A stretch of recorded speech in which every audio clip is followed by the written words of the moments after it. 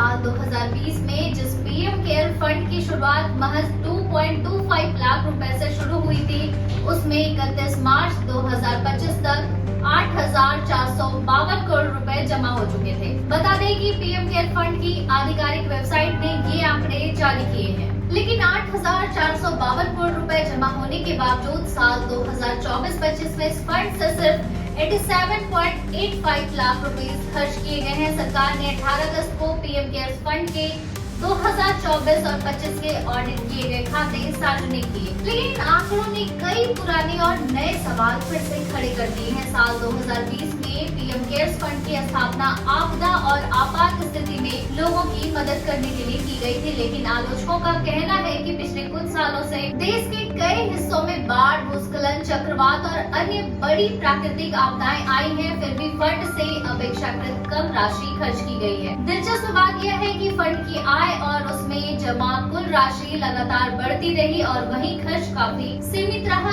ऐसे में सवाल उठ रहा है कि जब यह फंड खास तौर पर आपदा राहत के लिए बनाया गया है, तो जरूरत के वक्त पर इसका इस्तेमाल ज्यादा व्यापक स्तर पर क्यों नहीं किया जा रहा है।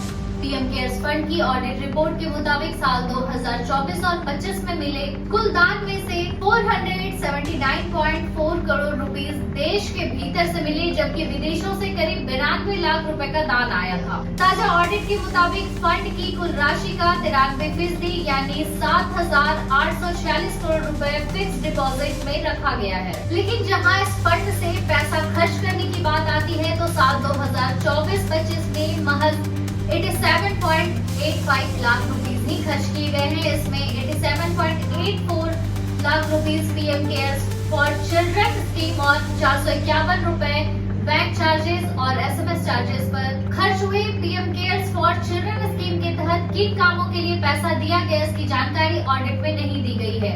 कोविड-19 महामारी और देशव्यापी लॉकडाउन के कुछ दिनों बाद 27 मार्च 2020 को पीएम केयर्स फंड एक पब्लिक चैरिटेबल ट्रस्ट के रूप में रजिस्टर किया गया था। इस फंड के अध्यक्ष प्रधानमंत्री हैं और रक्षा मंत्री, गृह मंत्री और वित्त मंत्री इसके ट्रस्टी हैं, लेकिन आज तक ये जानकारी सार्वजनिक नहीं की गई है कि इस फंड में अब तक पैसा कहां से आया है या किस किस ने इस फंड को पैसा दान किया है। इन आंकड़ों को देखकर ये साफ हो जाता है कि खर्च किया जा रहा पैसा लगातार कम हुआ है और अब इस बात पर भी सवाल उठ रहे हैं। पीएम केयर्स फंड में पारदर्शिता की कमी को इलेक्ट्रोल बॉन्ड्स के मसले से भी जोड़कर देखा जा रहा है। इलेक्ट्रोल बॉन्ड्स को लेकर सबसे बड़ी चिंता भी पारदर्शिता की कमी थी। इस योजना में जनता को यह जानकारी नहीं मिलती थी कि किस व्यक्ति या किस कंपनी ने राजनीतिक दल को कितना पैसा दिया है। इससे लोगों के लिए राजनीतिक चंदे के स्रोत को समझना काफी मुश्किल हो जाता था। बता दें कि आरटीआई के दायरे में पीएम केयर्स फंड नहीं आता,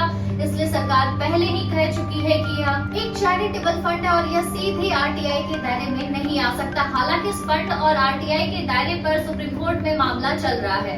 पीएम केयर्स फंड का ऑडिट भारत के नियंत्रक और महालेखा परीक्षक यानी कैग नहीं करता, बल्कि एक इंडिपेंडेंट चार्टेड अकाउंटेंट इसका ऑडिट करता है। इस फंड का इस्तेमाल केवल कोविड जैसी महामारी तक ही सीमित नहीं था, इसका इस्तेमाल मेडिकल इमरजेंसी, नेचुरल डिजास्टर और किसी अन्य गंभीर संकट में राहत और सहायता के लिए भी किया जा सकता है। इस मामले पर आपकी क्या राय है, कमेंट बॉक्स में जरूर लिखें और देखते रहें हमारा चैनल पटना है।